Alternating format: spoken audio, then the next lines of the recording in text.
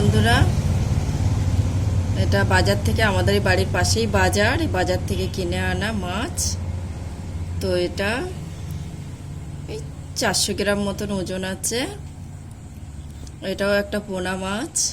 তো এই মাছটা আমি এই বটি দিয়ে কাটবো।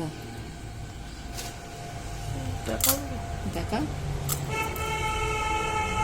দেখুন মাছটা কোন ভেবে কাটছি। প্রথমে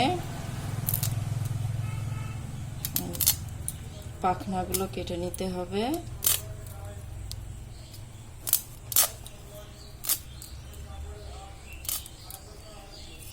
তারপরে এই আঁশগুলো ছাড়িয়ে নিতে হবে। যে ভেগে ছাড়িয়ে নেওয়ার পর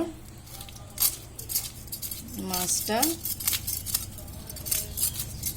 এবারে আমরা কলাশিটা কেটে নেব, কানকো।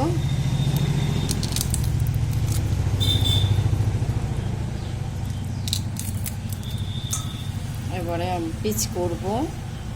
তো এই যে গোল গোল করে ব্রাউন করে পিস করে নেব। প্রথমে নাড়িগুলো, এই যে পটকাগুলো ফেলে দিতে হবে।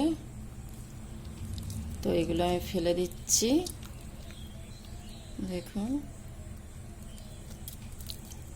এরপরে আমি এবার মাছগুলো পিচ করে নেব।